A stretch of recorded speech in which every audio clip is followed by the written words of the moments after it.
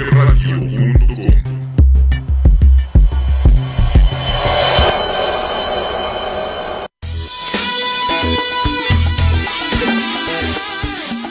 Hola, buenas tardes.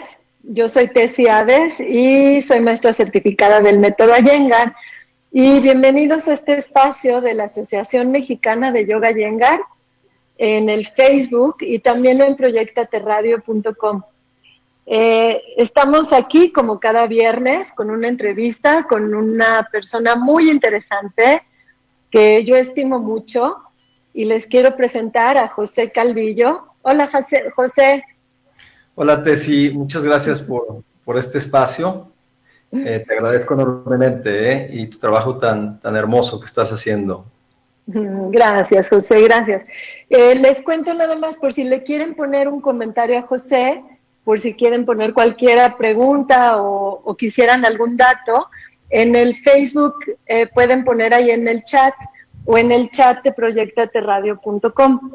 Y les voy a contar un poco, porque esta entrevista se llama José Calvillo y su mirada de amor al gurú. Y queremos empezar, José, antes de hablar del gurú, así aunque sea brevemente, que nos cuentes quién es José. ¿Quién es José? ¿Qué hace? ¿Cómo es que encontró a su gurú? ¿De dónde sacó esta idea? ¿Nos puedes contar un poquitito? Claro, Tessy. Bueno, pues hablar de, ahora sí que de yo, pues representa todo un desafío, ¿no? Porque en el camino espiritual, conforme uno va descubriéndose quién es como más difícil hablar de un yo. Pero bueno, voy a hablar de mi infancia rápidamente. Yo nazco en la ciudad de Durango en el año del 74, de una familia muy controversial, de culturas muy diferentes, educaciones muy diferentes de mis padres. Y desde muy chico me cuenta mi madre que tenía que era muy audaz y todo preguntaba y todo cuestionaba, y me llevaban a un restaurante y me metía hasta en la cocina literalmente y platicaba con los chefs y con las cocineras, y luego era muy inquieto y me la pasaba preguntándole a las otras mesas todo. Y mamá dice que desde niño tenía esa característica, ¿sabes?, de explorar. Siempre he sido... Ese buscador, ¿no? Ese buscador. Bueno, para sí que... Sí, un seeker ahí desde muy niño, muy nato. Pasa el tiempo, obviamente, pues va uno creciendo, y yo siempre, la verdad, desde muy niño, sentía como que no pertenecía, una falta de pertenencia siempre estuvo muy latente en mí, lo cual siempre me llevó a una búsqueda interna de preguntarme para qué era este mundo, yo qué estaba haciendo aquí, quién era yo, desde muy niño, ¿sabes? Wow. Una infancia dura, la verdad, hermosa pero dura. La verdad, hubo como incidentes muy trágicos en mi familia, también cosas muy hermosas, ¿verdad? Pero todo esto me fue acentuando, ¿verdad? A ir buscando en esa búsqueda interna, y yo creo que como todo ser ordinario que somos, ¿verdad? Pues lo buscamos. Yo creo que el ser humano busca la aceptación de los demás, ¿no? Y estamos muy condicionados a seguir los patrones tanto culturales como familiares, ¿no?, que se nos van implementando. Y entonces en esa inconsciente búsqueda de la aceptación, pues uno hace lo que hace, trabaja, estudia, ¿sabes? Trata de ser aceptado, ¿no? Y bueno, eso me llevó ya a graduarme en universidad, estudiar en Estados Unidos, sacar una beca, tener un poco un negocio, y bueno, ir como escalando estos éxitos, estos logros condicionados, ¿no? Y yo la verdad es que me daba cuenta que no era feliz, aún así llevando, bueno, en mi vida esos logros, ¿no? Como llegando a esos niveles de éxito de los cuales la cultura te exige. Y me adelanto porque no quiero ser como tan detallista, si no nos va el tiempo, pero bueno, en ese inter, ¿verdad? En ese inter de lo que te hablo, ¿verdad? De esa escala, yo a los 26, 27 años, después de haberme graduado de la universidad en Estados Unidos, tuve un trabajo muy importante en Estados Unidos con una empresa, pues, de diseño bastante importante, y era comprador de ellos en México, y bueno, producía muchas cosas, desde muebles hasta cojines decorativos que vendían masivamente en Estados Unidos.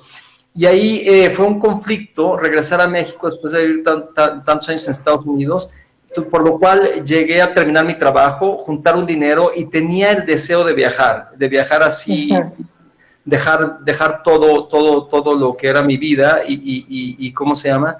Y poder viajar. Y ese fue como el primer como desapego fuerte que tuve que tener. Me costó mucho trabajo porque después de muchos años de sacrificio, de estudiar en Estados Unidos, de vivir con becas, de trabajar, ¿sabes? De tener no muchas facilidades, ¿no? De repente como ahora sí las tienes y vives el fruto de tu trabajo y de repente cortar eso porque había la necesidad de viajar, de saber que aquí no era feliz aún así con eso. Claro, la verdad, y como... me suena, José, un poco como de chiquito, que dices, este niño que estaba en el restaurante, esta búsqueda, y hablábamos tú y yo un poco de esta palabra que usan mucho en el Bhagavad Gita, de el sentirse inadecuado, ¿no? Que a pesar de tener como todo lo material resuelto, ahí sigue habiendo algo que necesita llenarse, que un vacío, una sensación de búsqueda, ¿no? Es correcto, sí. Ahora, bueno, ya más centrado en esto, yo creo que venimos, bueno, en esta dualidad, ¿verdad? Hablando desde la dualidad, somos almas que venimos como en un proceso de evolución constante para llegar a la unión, ¿no? A la unión divina con la eternidad, la divinidad, la conciencia suprema, como le podamos llamar. Pero me parece que entre más vas llegando, es más difícil estar en el plano terrenal. No sé si me explico. Es porque ya tu ser, tu empresa social ya no está tan sometida a las leyes condicionadas, por lo tanto, nace uno en la dualidad, nace uno en lo manifestado, y sobre todo una era como la que vivimos de Kali Yuga, ¿verdad? Tan llena de oscuridad, tan llena de identificación con la materia y el cuerpo, es muy difícil, ¿no? Es muy difícil para un alma que ya tiene un proceso de evolución, como llegar y manifestarse y de repente ver en esta oscuridad, querer buscarse donde no hay nada donde buscarse, donde es tan difícil, ¿no? Por eso yo creo que muchos de los seres que estamos encaminados a un camino espiritual, lo hacemos desde el sufrimiento. Hasta Pema Chödrön te habla de su experiencia, ¿no? Es cómo uno busca el camino espiritual a través de un sufrimiento nato, que se origina desde muy pequeño, porque hay una rebeldía que viene mucho más allá de cualquier concepción intelectual. Me explico que totalmente, que desde una presencia muy temprana, y es un sufrimiento porque no hay un sentido de identificación, las cosas se nos evaporan, los éxitos no, nada de lo que se nos ha dicho es justificable. Entonces yo creo que los seres que estamos en un camino espiritual desde muy temprana edad es a través de un sufrimiento, bendito, ahora sí podemos decir bendito sufrimiento, ¿verdad? No, sí, es como si tiene que haber un corte, ¿no? Tiene que haber un impacto. Yo pienso, pues, ojalá que haya gente que no, pero entiendo lo que me dices, como que tiene que haber un toque de profundidad para que podamos despertar esta espiritualidad, ¿no? ¿Y cómo es que tú llegas a India? ¿Llegas a India, buscas a Ama, o cómo es que se te ocurre que necesitas un gurú?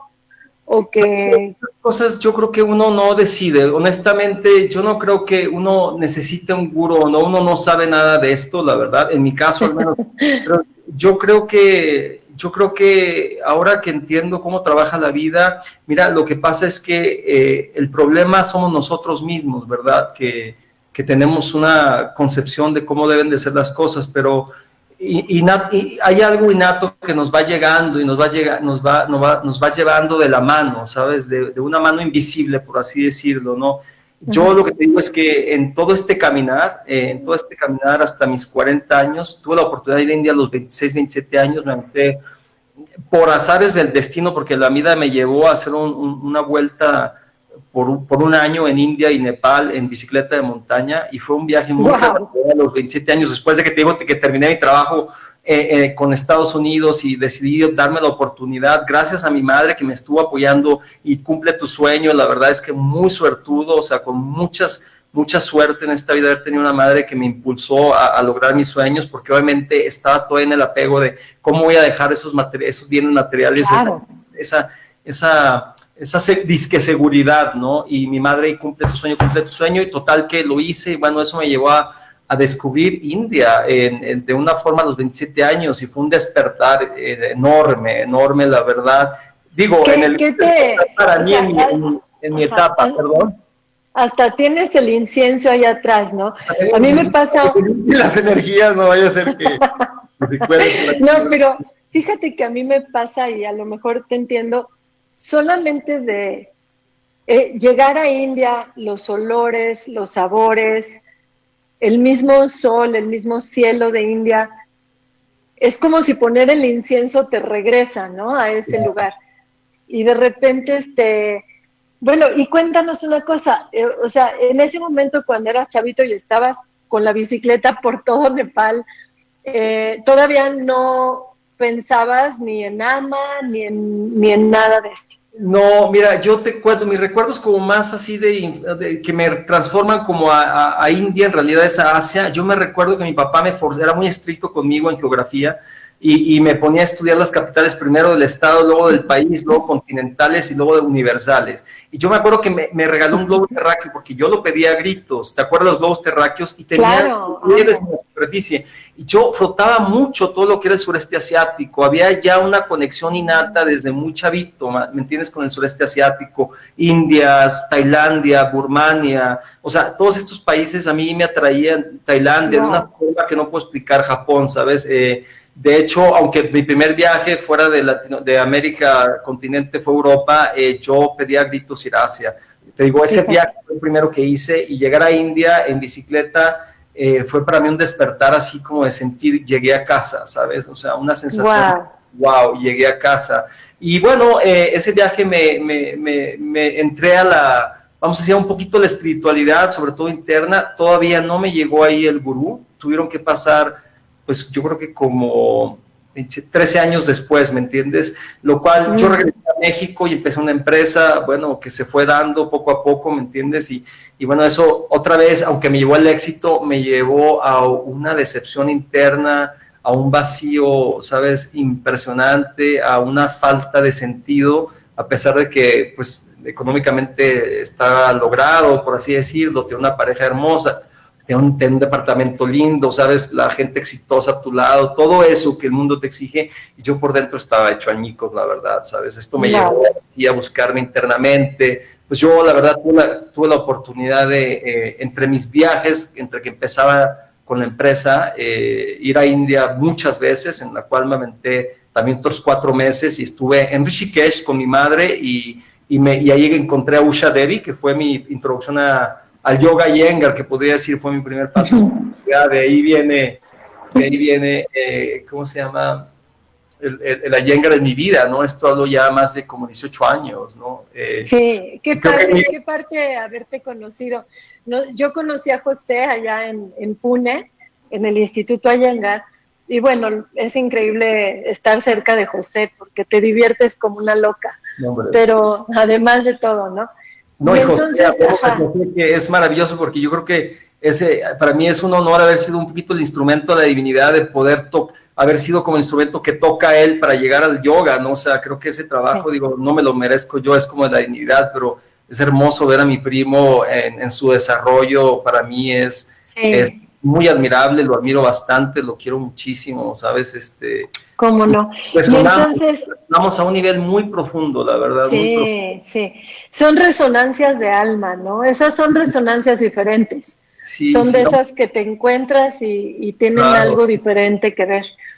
Oye, José, y cuéntame una cosa. Entonces, ¿empiezas ahí en Rishikesh? Claro, entonces yo empiezo en Rishikesh, ¿sabes? Y para mí, me acuerdo que la primera experiencia fuerte es, obviamente, si hablamos de gurús, ¿verdad? Yo creo que Usha fue mi primer gurú, definitivamente. Llegar con ella era un pavor, sentarme enfrente de ella, me daba reglazos, era durísima, salía yo como traumado, pero la tercera vez que fui a su clase, nos puso a hacer backbends. Yo era el más duro de todos, o sea, de verdad, siempre he sido, o sea, mi cuerpo nunca ha sido nada flexible, a mí me ha costado mucho mis asanas, demasiado, pero me acuerdo que salí a esa clase y llegué, bajé al Ganges, porque su ashram está en el Ganges, a la orilla, y empecé a llorar, se me abrió el corazón, tuve una apertura hermosa, ¿no? Ahí entendí que, wow, aquí había algo, ¿sabes? Más sin embargo, yo regreso, continúo con mi empresa y bueno, se vuelve lo que se vuelve y yo la verdad descuido toda mi parte de espiritualidad, descuido mi práctica de asanas y me meto de lleno en el negocio y eso me lleva a un mundo pues muy mental y muy físico que me lleva a un desgaste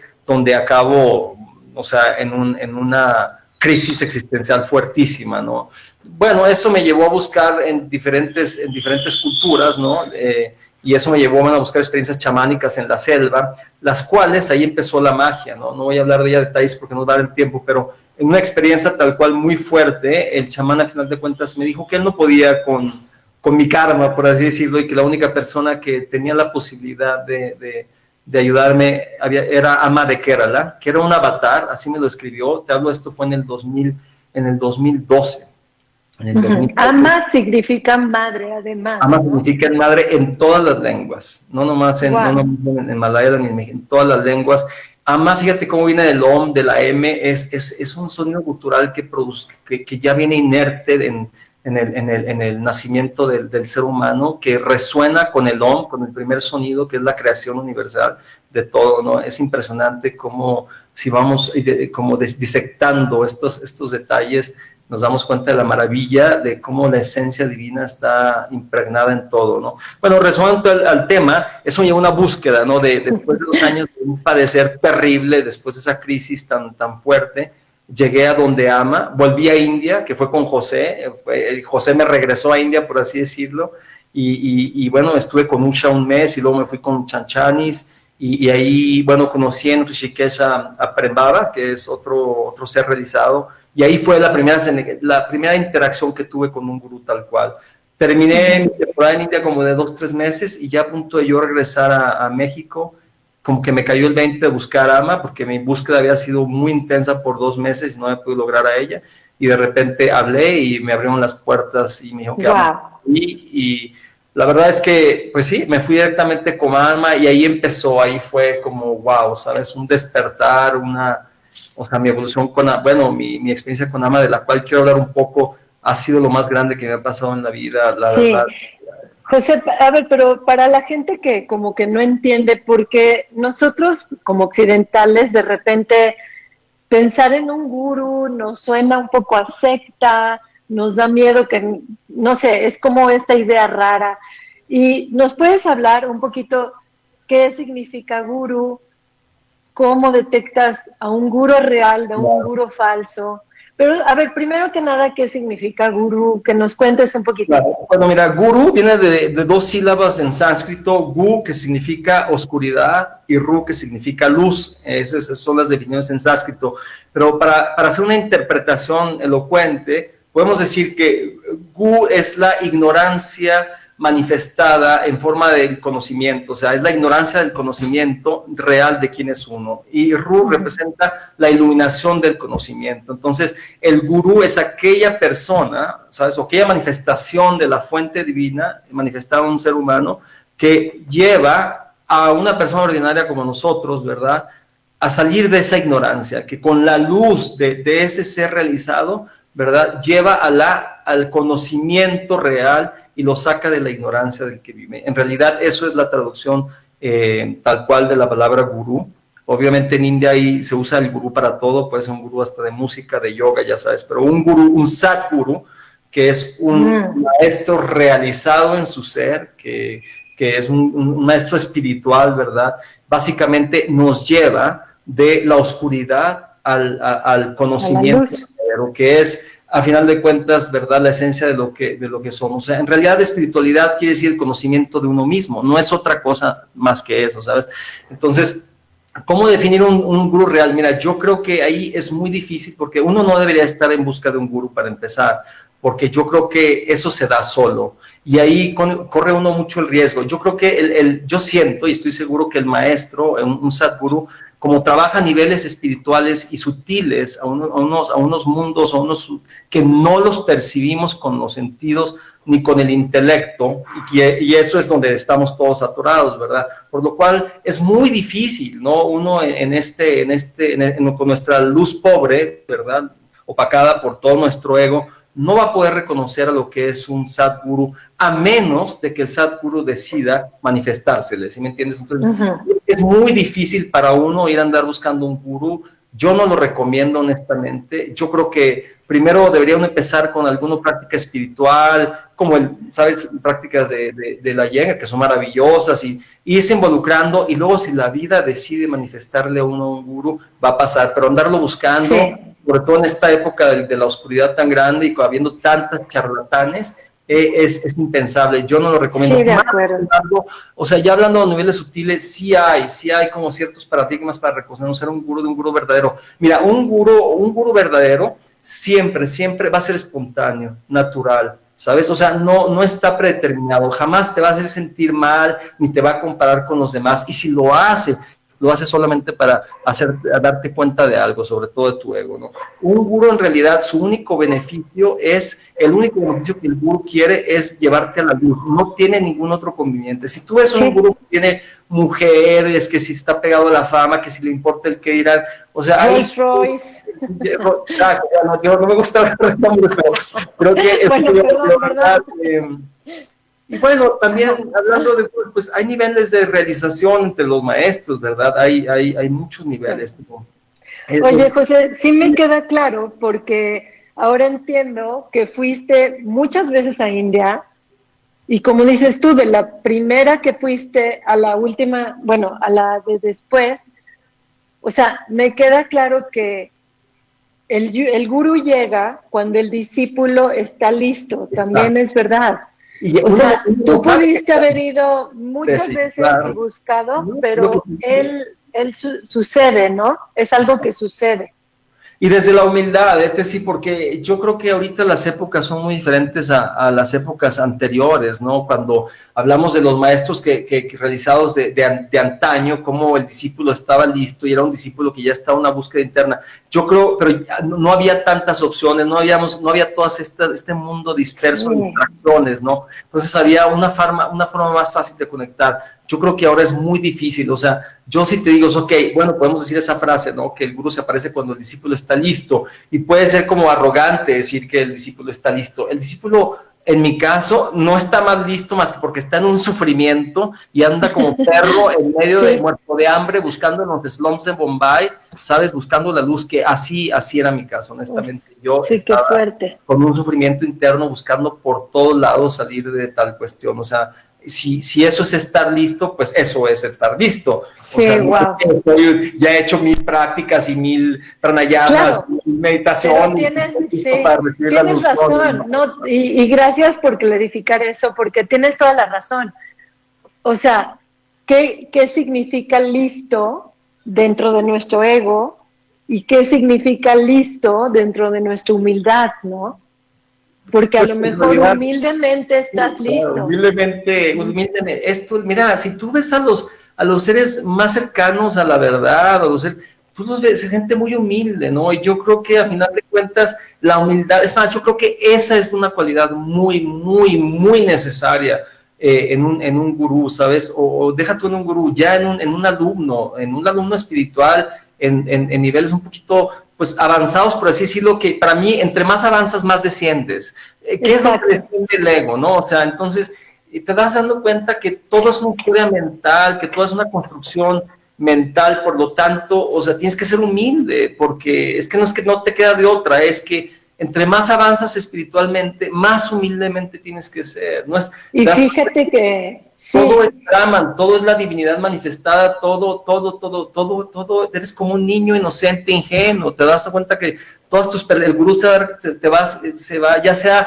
manifestado el gurú en cuerpo de humano, un gurú interno, la vida misma, si estás listo en cualquiera de sus formas o presentaciones, se va a manifestar y te va a llevar a ese lugar de entender que tú no estás por arriba ni por abajo de nada, que, ¿sabes? O sea, que Dios es todo, esa manifestación está en todo y te va haciendo, o sea, por si en mi caso, Ama, tan grandiosa, te comentaba el otro día, es como estar al lado de un maestro así, es como de repente prender la bodega, iluminarla con un foco de 1000 watts o de 5000 watts en tu mente, cuando tú estás acostumbrado a limpiar tu mente. a tener una conciencia de ti mismo con un foco de 10 watts, ¿no? Entonces el maestro se presenta a tu lado, ¿verdad? Y te empieza a llevar, ¿sabes? Que es impresionante cómo un maestro realizado trabajo, en el caso de Ama hablo, es que no te va diciendo con palabras, te da frases, te da parábolas, te da todo, pero te lleva a través de experiencias que el gurú crea,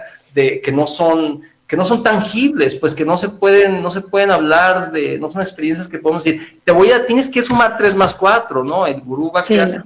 No es lineal, ¿no? No es lineal. No es lineal, no. Oye, José, cuéntanos, porque yo creo que no toda la gente sabe quién es Ama.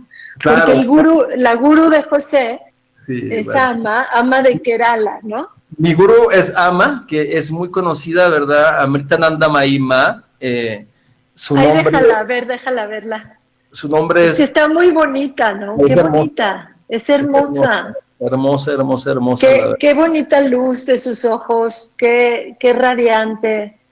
Es hermosa. Ajá. Bueno, aquí la voy a poner para que la vean todos. Tengo más fotos de ella, que como pueden ver aquí mi altar está lleno de fotos de Ama. ¿Sí? Wow. Y...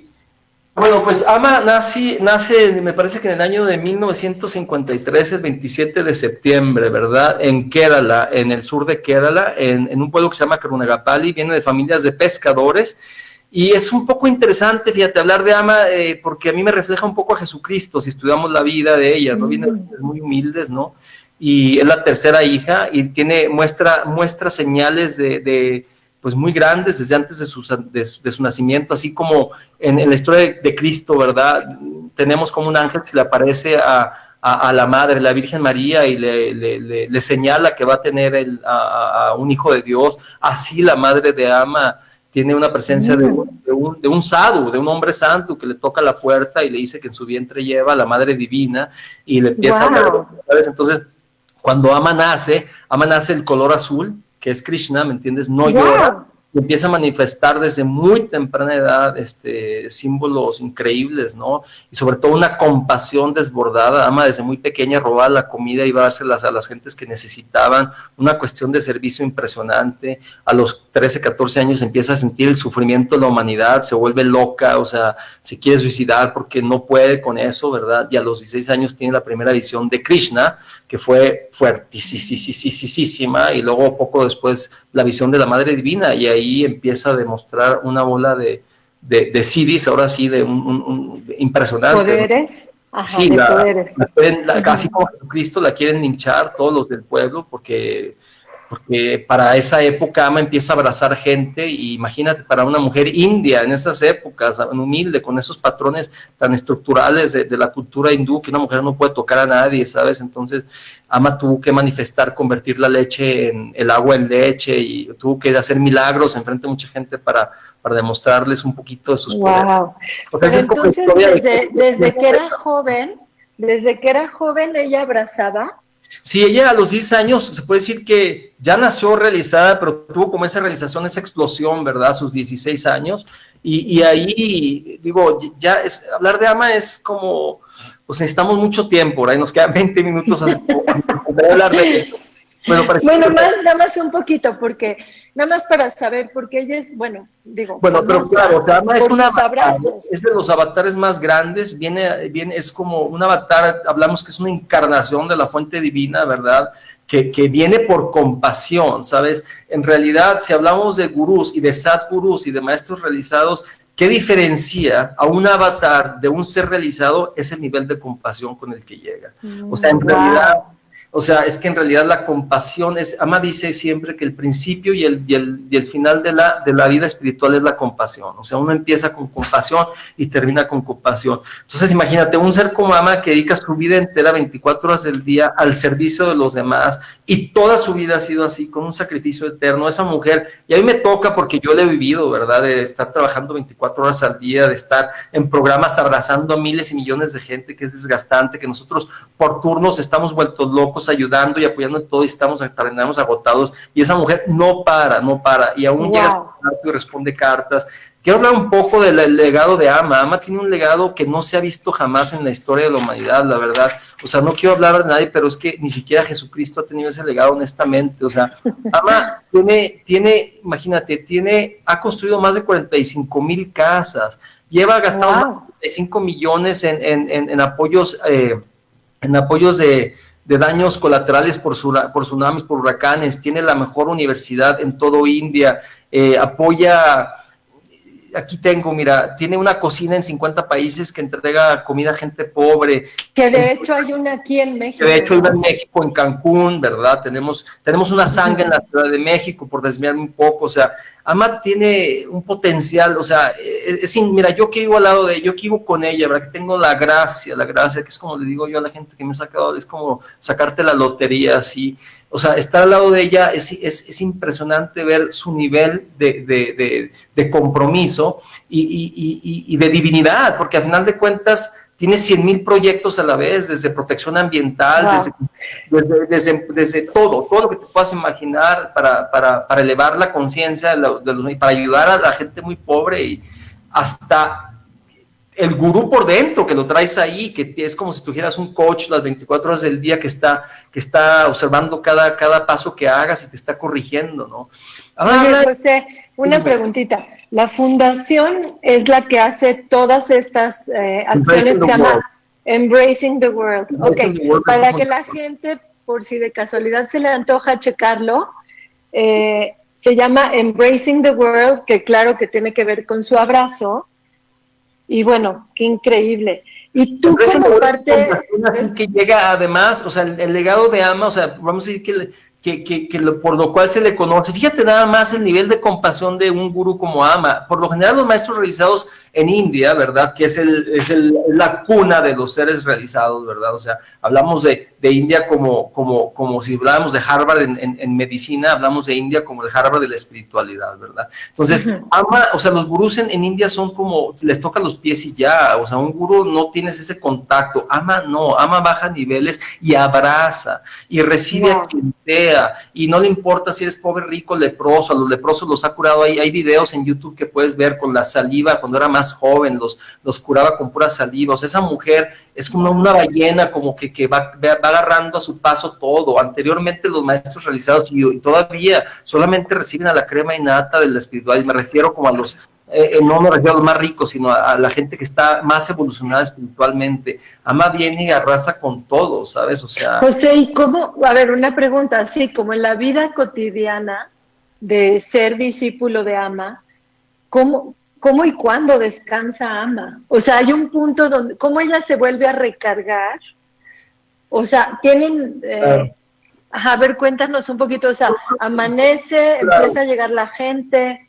Yo creo que hablar de Ama, o sea, poder entenderla desde un punto humano es muy difícil, ¿verdad? Si hablamos de yogis, bueno, yo digo que ella es la yogini más grande que ha habido en la historia, ¿verdad? Porque pues rebasa todos los niveles de su cuerpo, ¿no? O sea, esa mujer, dicen que si duerme una hora es muchísimo, ¿no? O sea, ella a las 11 empieza su programa por lo general y viene gente a verla de todo el mundo, ¿no? Y el programa puede acabar hasta las, no sé, 2, 3 de la mañana, 4 de la mañana, ella se retira a sus aposentos y sigue ahí con todos sus temas, sus universidades, sus orfanatos, o sea, los 100,000 programas, tiene programas enfocados a las mujeres, tiene construcciones de viviendas y de apoyos en todo India, tiene orfanatarios en Kenia, tiene no más de 40 ashrams o 50 ashrams por todo el mundo. O sea, tiene líneas desde Ayurveda, cosméticos, tiene hospitales y investigaciones científicas. O sea, es muy, muy grande para hacer. O sea, yo no nos alcanzamos a dar como noción de cómo hace las cosas, y sin embargo nos manifiesta a cada segundo, a cada uno de nosotros, ¿verdad? Que te está observando y que te está viendo. Y nos da milagros a cada uno de nosotros, ¿verdad? Que nos hacen, bueno, yo creo que sin el milagro del gurú uno no pudiera tener la fe en él, ¿verdad? El amor incondicional, que, bueno, eso me parece que es la característica más grande de un verdadero gurú, ¿verdad? Es el amor incondicional con el que muestra. Yo, mis experiencias con Ama de amor incondicional, es que nada en la vida ha sido ese amor que me ha demostrado, a pesar de tantos defectos y de tanto posible daño inconsciente o consciente que haya hecho en mi vida. el amor del gurú es algo que no lo puedo descubrir, es una cosa hermosísima que rebasa increíble. el amor de la madre incluso, ¿sabes? Oye, algo... José, dime una cosa. Entonces, por ejemplo, así, nada más como para que nos narres, si siendo discípulo de Ama, por ejemplo, llegas y vives con ella. Claro, ahí uh-huh. vamos a suponer, me preguntabas cómo puede llegar alguien con Ama, o sea, ahí no hay de que tengo que hacer una cita o un appointment, o sea, tú llegas al ashram, ¿me entiendes? Asegúrate, manda a preguntar por correo, después si quieres te paso los datos, es muy fácil, la página de Ama es ama.org, o sea, www.ama.org, y ahí está en español, si lo quieres ver en español. El ashram principal de Ama está en Kerala y se llama Amrita Puri. Entonces, ahí Ama está 6 meses del año, nosotros 6 meses está viajando por todo el mundo. Entonces, tú llegas, ¿verdad? Te cuesta 250 rupias quedarte un día con Ama, que estamos hablando del equivalente a $4. Te dan 3 veces de comer al día y tienes un cuarto compartido con gente. Y tienes todos los derechos de entrar al ashram. Y lo único que te piden es que regales 1 hora al día en servicio. En seva. ¿Verdad? El seva, exactamente. Que es la seva, ¿no? Que seva quiere decir servicio, ¿cierto? Servicio desinteresado, ¿no? Ahorita voy a hablar de los principios de Ama, ¿no? De cómo Ama te va llevando, ¿verdad? Que es muy interesante. Pero bueno, un día con Ama es así, o sea, entonces tú llegas, te registras, dejas tu pasaporte en la entrada, ya te asignan un dormitorio, ¿verdad? Y bueno, te digo, vas y te inscribes en la oficina de servicios, o si es que lo quieres, porque tampoco es obligatorio, ¿verdad? De hacer voluntariado. Y bueno, es un ashram grandísimo, es una ciudadela ahí impresionante, hay muchísimas cosas para hacer, muchísimo, o sea, es grandísimo, habemos como 5,000 gentes en total viviendo ahí al lado de la madre. Sí, grandísimo. Entonces los días varían. Ama por lo general, ahorita con la pandemia ha cambiado mucho, pero 4 días de la semana Ama da darshan, que es el abrazo, ¿no? Y empieza a las 11 de la mañana. Entonces a las 11 de la mañana se le da preferencia a la gente, los de los pueblos remotos que vienen, ¿verdad? Que no tienen acceso económicamente, que vienen por un solo día. Ama manda camiones y camiones, ¿me entiendes? Para traer a esta gente de las villas y que tengan la gracia de tener el abrazo, ¿verdad? Que cura de miles formas. Entonces se da preferencia a todas esas personas. Y como a las 4 o 5 de la tarde se empieza, dependiendo de la cantidad de gente que venga a verla, entonces se abre los tokens, que es con una ficha, para los occidentales, ¿no? Los que estamos ahí residiendo.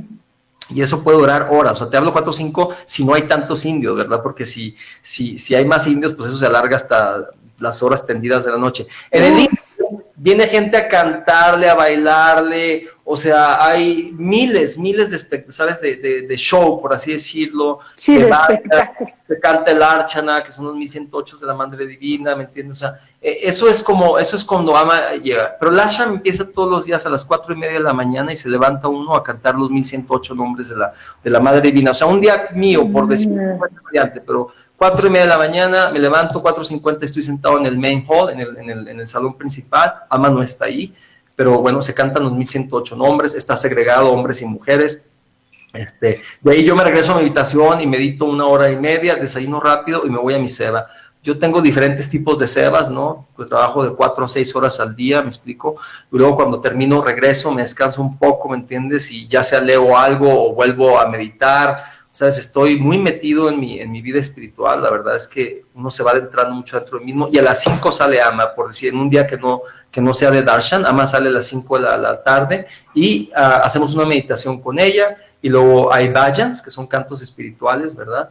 Y terminamos por ahí de las 8:30, 9 de la noche, 8 de la noche, por ahí 8:30, cenamos rápido y me voy a una clase de Advaita Vedanta como a las 9:30, 10. Uy, qué padre. Termino como a las 10:30, 11, muerto, se te va el día rapidísimo, ¿sabes? Y otra vez a las 4:30, otra vez te levantas, la verdad es que... Oye, y me decías que tú también estabas dando clases de asana, ahí sí, en el ashram, de Iyengar, ¿ok? Sí, la verdad, sí, ahí empecé dándole clases a ciertos swamis y a la clase monástica, por así de Ama, y pues ha sido muy interesante, ¿verdad? Luego también doy particulares y las donaciones que me dan pues son para el ashram, la verdad.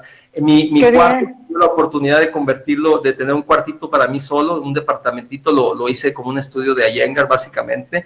Entonces ahí doy clases particulares o grupales hasta 4 o 5 gentes. Hice un estudio inteligente, el cual todos los muebles los levanto y tengo mis cuerdas y tengo todo y bloques. ¡Ah, qué bien!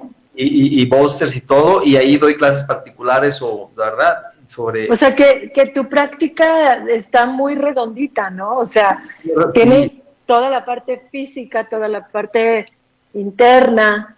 Está, ahora sí que Vairanga, Antaragna y Antaratma del yoga, ¿no? O sea, todos los tres claro, senderos, ¿no? esa es la belleza de vivir en un ashram, ¿no? Esa es la belleza. Mucha gente habla de los ashrams como muy mal. Yo la verdad siento que es para, yo creo que es muy personal, ¿no? Yo creo que el alumno, la persona que está muy, que no encuentra en el mundo, o sea, que está como que no, el mundo ya no le da, y que está en una búsqueda espiritual muy fuerte, es muy bueno desapegarse del mundo por un tiempo e irse a un ashram. Entonces, Qué increíble.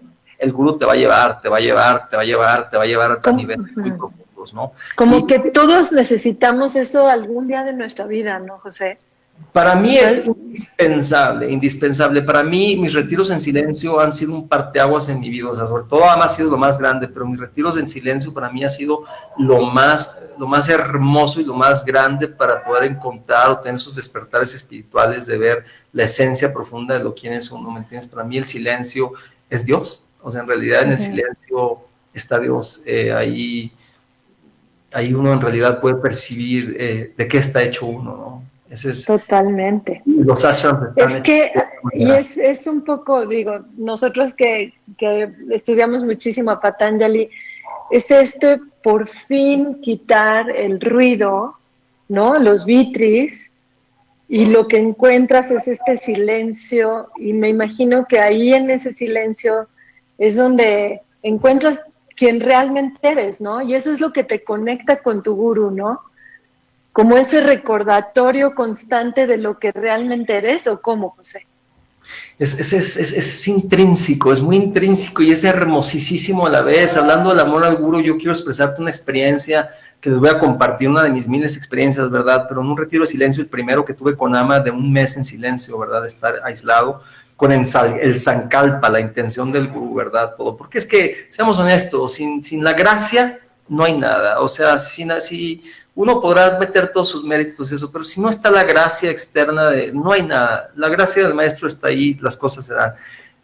Yo, la verdad, pude llegar a niveles muy profundos ya como en la tercera semana y de repente te digo, dentro de ese silencio, de estar escuchando como del no sonido aparece el sonido, de todo lo no manifestado aparece todo lo manifestado, y de repente se abrió un espacio en el cual no puedo escribir como tangente, pero entendí que todo parte de esa conciencia absoluta, que desde el más infinito o pequeño sonido hasta la manifestación más grande como una galaxia, viene de ese estado de conciencia que no tiene forma ni sentido, y la sensación que me daba era de una humildad el sonido de un pájaro. Me acuerdo escuchar el sonido de los ruiseñores, los pájaros que hay en el ashram, ¿verdad? Que son miles, de los cuervos, era de una belleza, de una inteligencia, de una gracia, de una ingenuidad, de una sencillez, de una fragilidad. Mira, me rodaban las lágrimas de percibir tanto amor incondicional en esa inteligencia suprema que es el sustrato de todo lo que hay en este planeta, el universo, de lo manifestado y lo no manifestado.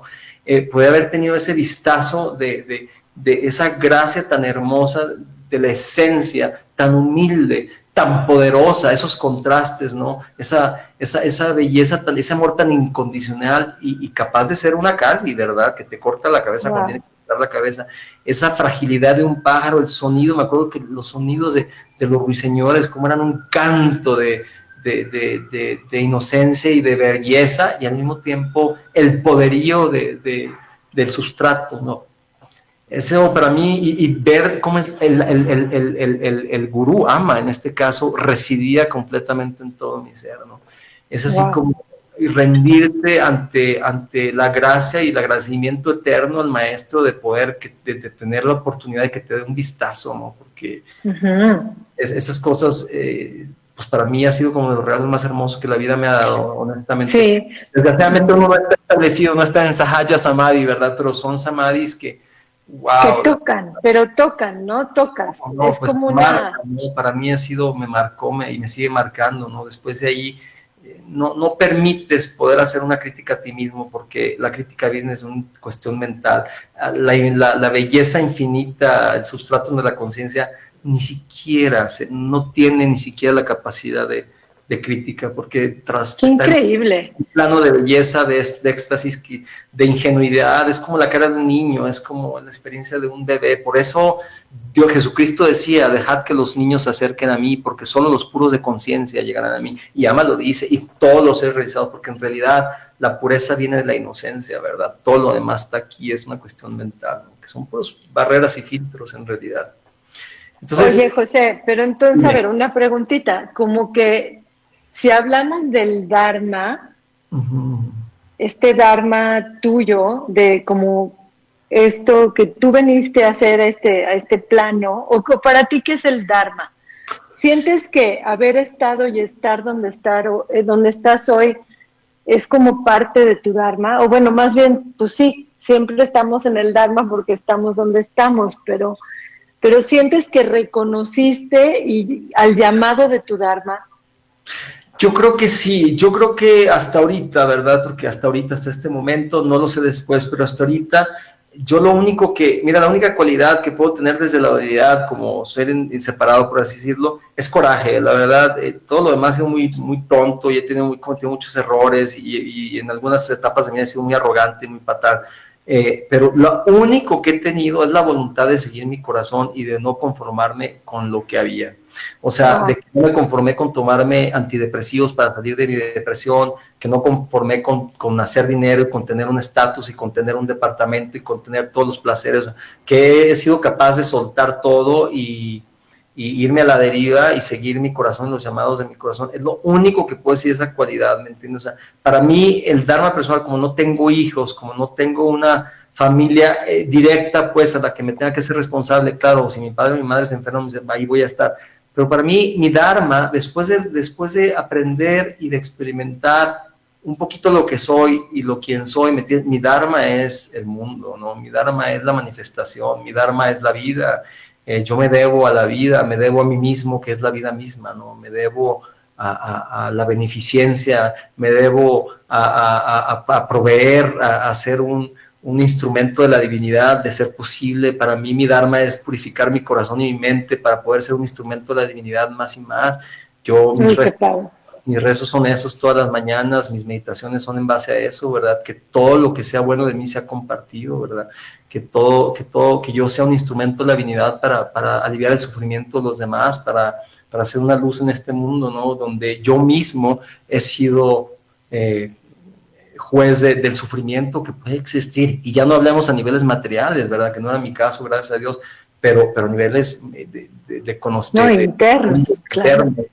Entonces, para mí mi Dharma es ser una mejor persona día a día y bueno, es como ser pues sí, yo lo único que te puedo decir es que hoy por hoy mi mirada ha cambiado muchísimo, es ver la vida, es como ver a Dios en todas las cosas, ¿no? Es muy excitante, es de una humildad hermosa ahorita de tener este árbol enfrente de aquí y ver la inteligencia suprema que existe en cada célula de él, ¿no? Wow. Y ver la divinidad manifestada allí es algo que me llena de mucho, mucho, mucho gozo y es en esta vida, ¿no? Ver un insecto, una pequeña, un asquel, ¿no? Y verle todas las cualidades que tiene. Es que en realidad no vemos, estamos atorados en una cuestión mental, pero si vemos la naturaleza misma, es el mejor maestro de la divinidad tan grande, ¿no? Sí.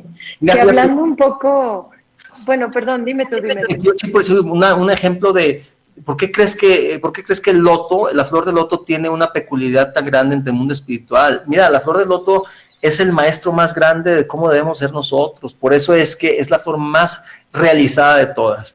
El flor de loto nace como nosotros, por así decirlo, ¿cómo se llama? Del fango, nace en el fango, ¿no?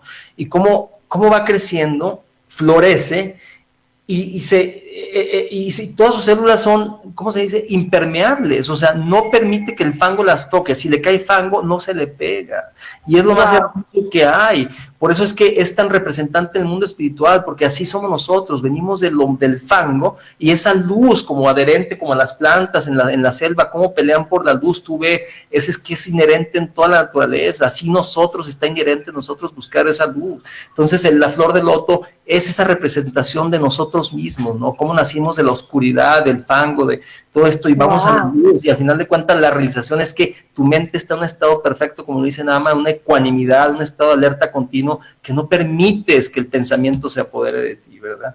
Entonces, me parece que para mí, y gracias al gurú, gracias a Ama, ¿verdad? Esa mirada hacia la naturaleza como la manifestación más perfecta de la divinidad y como un maestro continuo, Totalmente. me habla mucho. Y ahorita, y lo que te iba a decir es que, sobre todo, digo, nada más como para ir acabando y cerrando un poquito, sí, porque ahorita, bueno, me encontré una frase de Ama en su website que me encantó, que dice, Karuna Virus, el virus de Karuna, que es la compasión, ¿verdad? Que es la compasión, va a conquistar al coronavirus.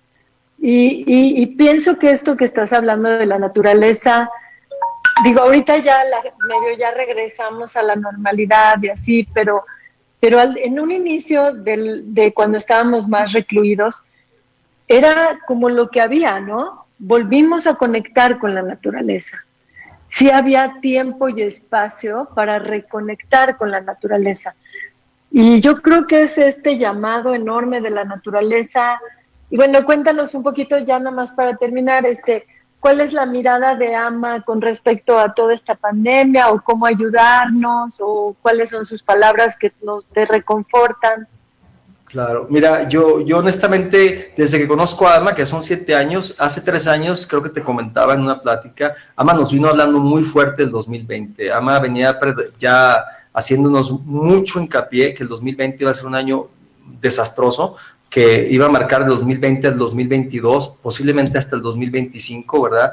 Y que todo que todo esto se venía como una repercusión de nuestras acciones, como mundialmente, ¿no? O sea, como humanidad conjunta, ¿no? No hemos respetado, o sea, nuestro ego ha sobrepasado todo, ¿verdad? Toda cuestión dármica, estamos muy perdidos, muy identificados con nuestra identidad, y eso ha hecho que rompamos las leyes dármicas, ¿no? Que hemos destrozado la naturaleza, ese ecosistema en el cual vivimos, que no nos damos parte, que somos parte de un ecosistema, ¿verdad? Que nada existe, como lo dice Buda, sin uno y sin el otro. Entonces, Ama ya nos venía marcando mucho esto.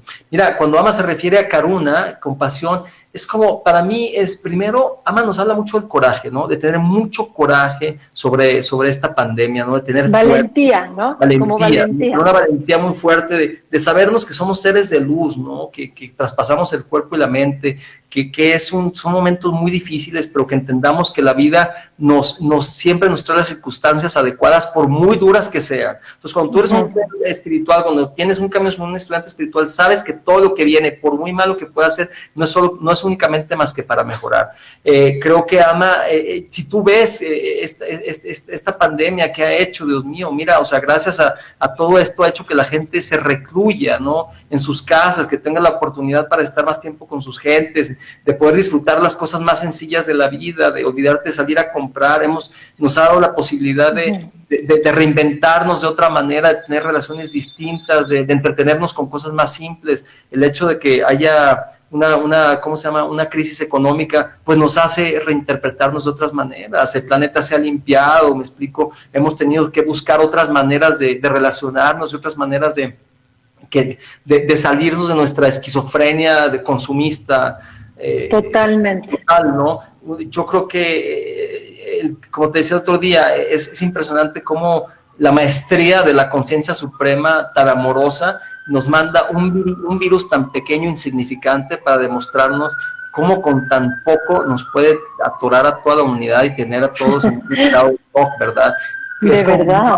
Para decir, es una madre muy cariñosa, ¿no? Que le daba a su hijo unas nalgadas, digo, ya, estate quieto, si no entiendes, mira, o sea, te voy a regañar más. O sea, veámoslo desde una parte constructiva, positiva, ¿no? ay, como cuando te regaña el profesor o la maestra o tu mamá porque no hiciste bien algo. No lo veamos con tanto pavor y miedo, pero sí entendamos el mensaje atrás, ¿no? Respeto por la naturaleza. Intentamos ser, ¿sabes? Ser seres dármicos, ¿no? De aportar bienestar, tener conciencia, ¿no? Al final de cuentas, establecer la conciencia en nosotros mismos lo más posible, porque eso es nuestra esencia, ¿no? ¿Cómo estamos conscientes de no destruir? Porque al final de cuentas nos destruimos a nosotros mismos, ¿no? Es un espejo. Qué padre, José. No, me encanta hablar contigo y me encanta todo lo que tú emanas.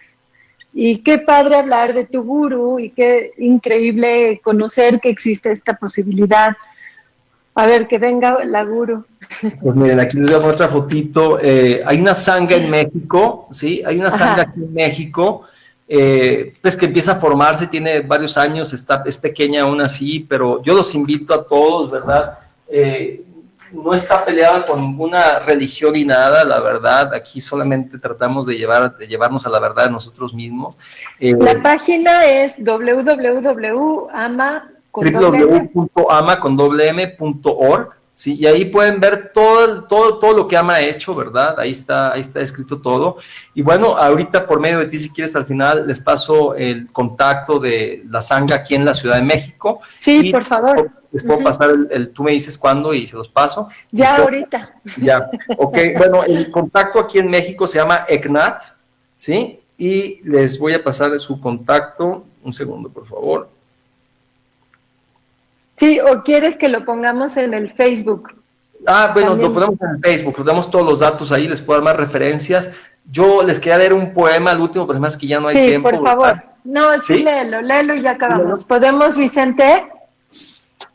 El poema y ya nos despedimos. Gracias, Proyectate Radio, gracias a la Angie, gracias, José. Cerramos con el poema.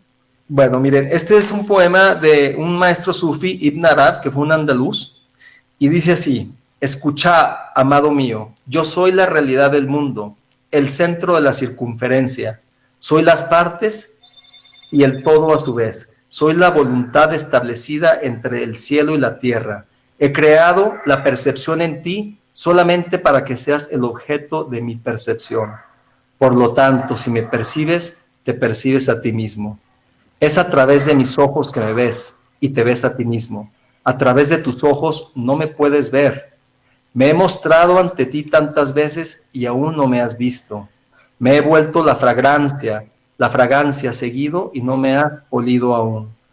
He vuelto comida sabrosa y no me has degustado. ¿Por qué no me puedes alcanzar a través del objeto que tus manos tocan? ¿O respirarme a través de los perfumes suaves y dulces? ¿Por qué no me ves? ¿Por qué no me escuchas? Por ti mis delicias sobrepasan todas las demás, y los placeres que te procuro sobrepasan cualquier otro placer. Para ti yo soy preferible que cualquier cosa buena. Soy la belleza, soy la gracia. Ámame, ámame solo. Ámame solo, ámate a ti mismo en mí solamente. Apégate a mí, nadie está más adentro que yo. Otros te aman para sus propios fines. Yo te amo por ti mismo, y aún así huyes de mí.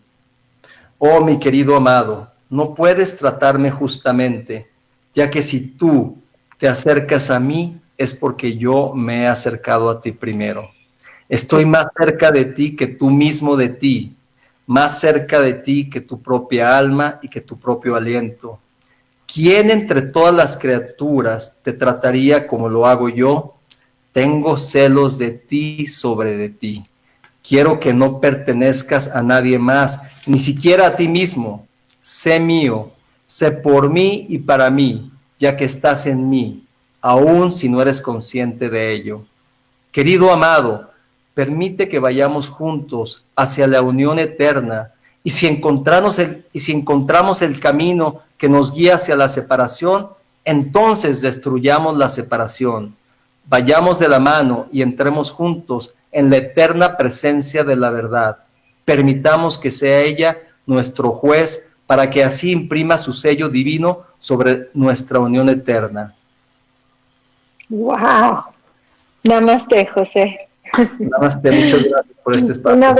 Un abrazo desde acá. Gracias, gracias.